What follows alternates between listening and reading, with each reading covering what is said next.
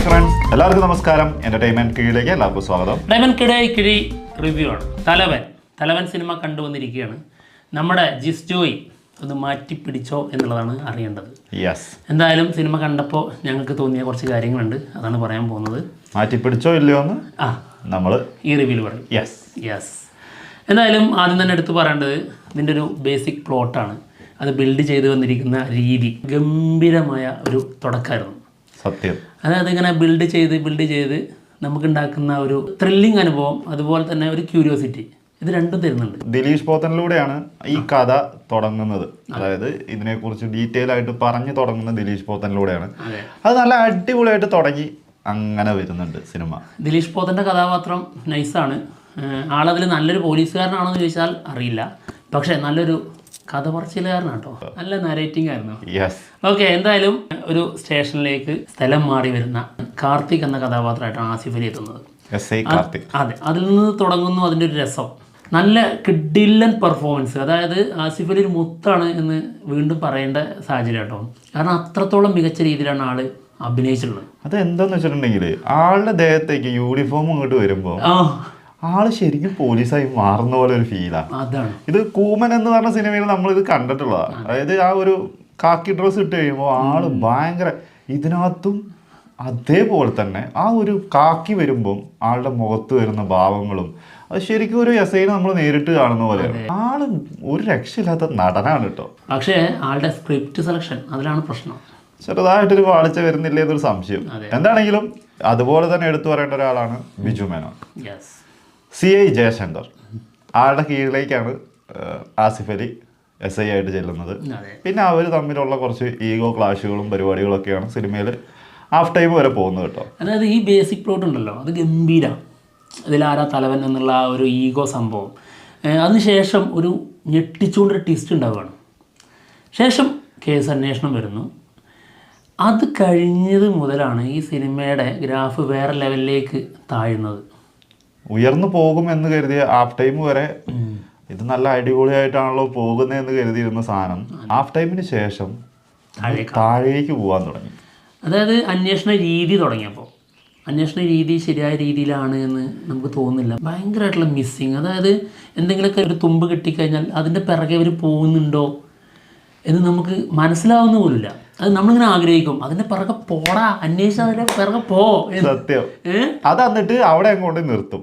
പിന്നെ കുറച്ച് കഴിഞ്ഞിട്ടായിരിക്കും പിന്നെ അതിനെ കുറിച്ച് വരുന്നത്. അപ്പൊ അങ്ങനെ ഒരു ക്ലിയർ അല്ലാത്ത രീതിയിലുള്ള പോക്ക്. ഇതിന്റെ അന്വേഷണത്തിന്റെ പ്രത്യേകത എന്താണെന്നറിയോ? അതായത് ഇവർക്ക് ഇത് അന്വേഷിക്കണം, ഇവർക്ക് അത്രക്ക് അത്യാവശ്യമാണത്. പക്ഷെ അവർക്ക് ഒരു അത്യാവശ്യം ഇല്ലാത്തതുപോലെ നമുക്ക് ഫീൽ ചെയ്യുന്നത്. പക്ഷെ മറ്റുള്ള കുറച്ച് പോലീസുകാരുണ്ട്, അവരോട് പറഞ്ഞിട്ടോ കാര്യങ്ങളൊന്നുമല്ല, അവരൊക്കെ ഓരോന്ന് എന്തെങ്കിലുമൊക്കെ കണ്ടുപിടിച്ചിട്ട് ഇവരോട് ഇങ്ങനെ അറിയിക്കുകയാണ്, വിളിച്ചിങ്ങനെ പറയുന്നത്. അല്ലെങ്കിൽ അവരോടെങ്കിലും പറയണം, നിങ്ങൾ അത് അന്വേഷിച്ച് ഒന്ന് കണ്ടെത്തി തരാമോ, അങ്ങനെയൊക്കെ പറയണം. അതൊന്നുമില്ല. അവരിങ്ങനെ ഓരോ സാഹചര്യങ്ങളിൽ ഇങ്ങനെ സ്ക്രിപ്റ്റിൽ എഴുതി വെച്ചതുകൊണ്ട് അവരിങ്ങനെ അറിയിച്ചുകൊണ്ടിരിക്കുകയാണ്. ഈ ബിജു മേനോൻ അന്വേഷണമായിട്ട് ഇറങ്ങിത്തിരിക്കുന്നുണ്ട്.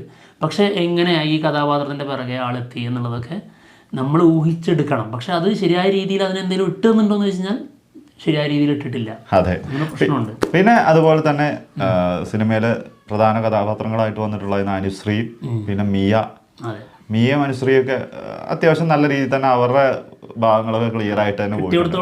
നല്ല ഗംഭീരമായിരുന്നു. അനുശ്രീയൊക്കെ നന്നായിട്ട് ചെയ്തിട്ടുണ്ട്.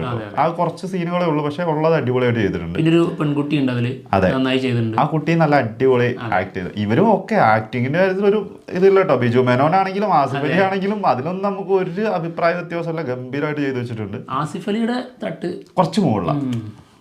കാരണം ബിജു മേനോന്റെ നമ്മൾ ഇങ്ങനത്തെ സാധനം കുറെ കണ്ടിട്ടുള്ളതാണ്. അത് അതുപോലെ തന്നെയാണ് ഇതിലും. അതെ, ഒരു വേറൊരു ക്യാരക്ടറായിട്ട് മാറുന്നൊന്നുമില്ല. പോലീസായിട്ട് ആവുമ്പോ എങ്ങനെ ചെയ്യുന്നു അതുപോലെ അത് തന്നെയാണ്. പിന്നെ നമ്മൾ ഈ പറഞ്ഞൊരു സംഭവം ഹാഫ് ടൈമിന് മുന്നേ ആയിട്ട് നമ്മുടെ ജാഫർ ഇടീക്കിന്റെ ഒരു ഇൻട്രോ ഉണ്ട്, ഒരു വരവ്. അതോടെ ആ പടത്തിന്റെ മൊത്ത കിളി മാറുന്ന ഒരു അവസ്ഥയിലേക്കാണ് പോയത്. ശരിക്കും ആ ആളെന്തിനാ അവിടെ വന്നത് നമ്മൾ പോലും എന്തിനാ കൊണ്ടുവന്നേന്ന് ചിന്തിച്ചു പോകും. ഈ സിനിമയുടെ ടൈലൻഡിങ് ഉണ്ടല്ലോ, ലാസ്റ്റ് ഒരു ലീഡ് ഇട്ടിട്ടുണ്ട് രണ്ടാം ഭാഗത്തിന് വേണ്ടിയിട്ടുള്ള, അതൊരു വളരെ മോശപ്പെട്ട ഒരു ലീഡായിപ്പോയി. ആ സമയത്ത് അത് നിങ്ങൾ തിയേറ്ററിൽ കാണുമ്പോൾ തന്നെ അറിഞ്ഞാൽ മതി, ഇതൊക്കെ നമുക്ക് പറയാൻ പറ്റില്ല. പിന്നെ അതുപോലെ തന്നെ ഇതിന്റെ മ്യൂസിക് ചെയ്തിരിക്കുന്നത് ദീപക് ദേവാണ്. അത്യാവശ്യം ചില സമയങ്ങളിൽ ഭയങ്കര അടിപൊളി BGM കാര്യങ്ങളൊക്കെ വരുന്നുണ്ട്. പക്ഷെ ചില സമയത്ത് അതങ്ങ് അതിന്റെ തട്ടിങ്ങനെ താന്നു പോകുന്ന ഫീൽ വരും. പിന്നെ ഒരു സോങ്ങാണുള്ളത്, സോങ്ങും ഒരു ഇമ്പാക്റ്റ് ഇല്ല. സോങ് അതൊരു ഒറ്റ സോങ് ഉള്ളു, അത് ഒരു സിറ്റുവേഷൻ അനുസരിച്ചാണ് പറയാൻ പറ്റില്ല. അങ്ങനത്തെ ഒരു സോങ് അതങ്ങ് അതിന്റെ ഇടയിൽ കൂടെ അങ്ങ് പോകുന്നു എന്ന് മാത്രമേ ഉള്ളൂ. പിന്നെ ഇതിന്റെ സിനിമാറ്റോഗ്രാഫി ചെയ്തിരിക്കുന്നത് ശരണാണ്. സിനിമാറ്റോഗ്രാഫിയും വലിയ സംഭവം എന്നല്ല, തറക്കേടില്ലാത്ത രീതിയിൽ തന്നെ സിനിമാറ്റോഗ്രാഫിയും പോയിട്ടുണ്ട്. എന്തായാലും ജിസ് ജോയി മാറ്റി പിടിക്കാനുള്ള ശ്രമം നടത്തിയിട്ടുണ്ട്. സ്ക്രിപ്റ്റിൻ്റെ പോരായ്മ എടുത്തു നിൽക്കുന്നുണ്ട്. പിന്നെ ആള് മാറ്റി പിടിച്ചപ്പോൾ ഈ ഫീൽ ഗുഡ് പിന്നെ പാസം അതിൽ നിന്നൊക്കെ മാറിപ്പിടിച്ച് ഒരു ത്രില്ലർ വഴി സഞ്ചരിച്ചപ്പോൾ അതിൻ്റെതായ രീതിയിലുള്ളൊരു മേക്കിംഗ് അല്ല എന്നുള്ളതാണ് തോന്നിയത്. പ്രത്യേകിച്ച് ഇതിൽ ഫൈറ്റ് രംഗങ്ങളൊക്കെ, അതായത് എഡിറ്റിംഗ് സമയത്ത് പോലും അത് ശ്രദ്ധിക്കായിരുന്നു. കട്ട് ചെയ്യാൻ ശ്രമിച്ചിട്ടില്ല എന്നുള്ളതാണ് നമുക്ക് ഫീൽ ചെയ്തത് കേട്ടോ. ബിജു മേനോൻ ഒരു സമയത്ത് ഒരു അടി അടിക്കുന്നുണ്ട്, അതിൽ അടിച്ചിന് കഴിഞ്ഞിട്ട് ഇങ്ങനെ നിൽക്കുകയാണ്. അതായത് അതിന് മുൻപായിട്ട് കട്ട് വരണം, അടുത്ത ഷോട്ട് വരണം, അത് വരാതെ ഇങ്ങനെ നിൽക്കുക, അടിച്ചിട്ട് ഇങ്ങനെ നിൽക്കുകയാണ്. അതായത് ഈ അടി കൊണ്ട ആള് പോയി വീഴാൻ വേണ്ടിയിട്ട്. ആ സമയത്ത് ആള് വെറുതെ നിൽക്കുന്നതൊക്കെ നോക്കണ്ടേ, കട്ട് ചെയ്യണ്ടേ. അതെ, പിന്നെ പ്രശ്നങ്ങളുണ്ട് ഈ ഒരു കാര്യത്തിൽ. നമ്മളിപ്പോൾ ആദ്യം ചോദിച്ച സാധനം ജിസ് ജോയി മാറ്റി പിടിച്ചോ എന്ന് ചോദിച്ചതിനകത്ത് എനിക്ക് തോന്നിയത് ഒരു 50% മാറ്റി പിടിക്കാനുള്ള ശ്രമം വിജയിച്ചിട്ടുണ്ട്. ബാക്കി അത് ഒന്നുകൂടി ആവാനുണ്ട് എന്നാണ് നമുക്ക് തോന്നിയത് കേട്ടോ കണ്ടപ്പോൾ. ഇതിന്റെ സ്ക്രിപ്റ്റ് ചെയ്തിരിക്കുന്നത് 2 പേരാണ്, ആനന്ദ് ദേവർക്കാട്ടും ശരത് പെരുമ്പാവൂരും. 2 പേരും കൂടി ശ്രമിച്ചിട്ടും അങ്ങോട്ട് എത്തിക്കാൻ പറ്റിയില്ല. സ്ക്രിപ്റ്റിലാണ് ഏറ്റവും വലിയ വിഷയമുള്ളത്. അതെ, കാരണം ഇതിൻ്റെ കേസ് അന്വേഷണ രീതി അതിലേക്ക് എത്തിക്കഴിഞ്ഞപ്പോൾ ഇവർ തമ്മിലുള്ള, അതായത് മെയിൻ കഥാപാത്രങ്ങളായിട്ടുള്ള 2 കഥാപാത്രങ്ങളുടെയും ഈഗോ ക്ലാഷ് സംഭവം കൈവിട്ടുപോയി. അത് ആ ടൈമിന് മുന്നേ തന്നെ അത് തീർന്നു.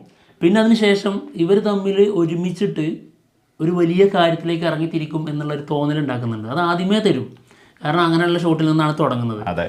അപ്പോൾ ആ തോന്നൽ ഉണ്ടാക്കിയിട്ട് ആ സാറ്റിസ്ഫാക്ഷൻ നമുക്ക് തന്നില്ല. ഭയങ്കരമായിട്ട് വെയിറ്റ് ചെയ്യായിരുന്നു, എക്സ്ട്രീം ലെവൽ സാറ്റിസ്ഫാക്ഷൻ നമ്മൾ പ്രതീക്ഷിച്ചിട്ടുണ്ടായിരുന്നു. കാരണം അവർ 2 പേരും ഒരുമിക്കുമ്പോൾ എന്തായിരിക്കും എന്നുള്ളത്, കാരണം അങ്ങനെയുള്ളൊരു ബിൽഡപ്പായിരുന്നു തന്നുകൊണ്ടിരുന്നത്.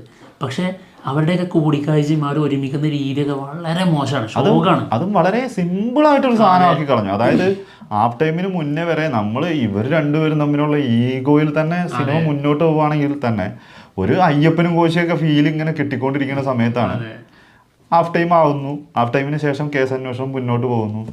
പിന്നെ ഒരു സുപ്രഭാതത്തിൽ ഇവരൊന്ന് ഒന്നാവുന്നു. ഈ ഒന്നാവുന്ന സമയത്ത് അതിനൊരു പഞ്ചില്ല എന്നുള്ളത് മാത്രമല്ല, നമുക്ക് ഭയങ്കരമായിട്ട് ഒരു ഇറിറ്റേറ്റിംഗ് ഒരു ഫീൽ വരുന്നുണ്ട്. അതായത് നമുക്ക് തന്നെ തോന്നി ഇവരെന്ത് അതായത് ഒരാൾക്ക് മാത്രമേ അവിടെ വോയിസ് ഉള്ളൂ, അതായത് ഒരാൾക്ക് മാത്രമാണ് അവിടെ സംസാരിക്കുന്നത്. ആ സമയത്ത് ആസിഫ് അലി സംസാരിക്കേണ്ട സംഭവം ഇതിനേക്കാൾ ഗംഭീരമായിട്ട് ഡയലോഗ് പറയേണ്ട ആളാണ് ആസിഫ് അലി. കാരണം നമ്മളിങ്ങനെ ആഗ്രഹിക്കും ഇന്ന സംഭവങ്ങളൊക്കെ പറഞ്ഞു കൊടുക്ക്, ആളോട് അത് പറഞ്ഞ് ക്ലിയർ ചെയ്യേ എന്നൊക്കെ നമുക്കിങ്ങനെ തോന്നും. പക്ഷെ അതൊന്നും അവിടെ നിന്ന് വരുന്നില്ല. ആ സംഭവത്തിന്റെ സമയത്ത് സൈലന്റ് ആണ് ആസിഫ് അലി. ആസിഫ് അലി ഇതെല്ലാം കേട്ടിട്ട് നമുക്ക് അതുവരെ കണ്ടിരിക്കുന്ന പ്രേക്ഷകന് തോന്നുന്നു ഇത് തന്നെയല്ലേ ആസിഫ് അലിയും ചെയ്തതെന്നാണ് നമുക്ക് തോന്നുന്നത്. അതായത് മിസ്അണ്ടർസ്റ്റാൻഡിങ്ങിൽ അത് ക്ലിയർ ചെയ്യാതെ അവർ മിസ്അണ്ടർസ്റ്റാൻഡിങ്ങിൽ തന്നെ ഒരുമിച്ച് പോവുകയാണ്. അതെ, അത് അങ്ങനെ ഒരു പ്രശ്നമുണ്ട്.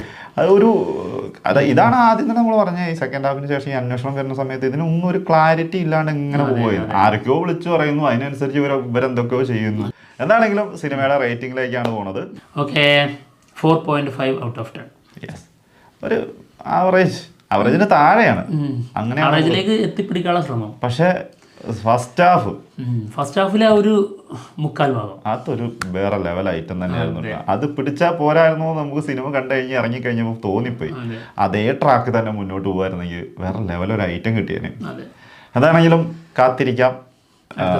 യെസ്, നിങ്ങളെല്ലാവരും കണ്ടിട്ട് തിയേറ്ററിൽ പോയി കാണുക, കണ്ടിട്ട് അഭിപ്രായങ്ങൾ പറയാം. എന്തായാലും ഞങ്ങൾ പോവാണ്, നല്ല വിശേഷമായിട്ട് കാണാം. ബൈ.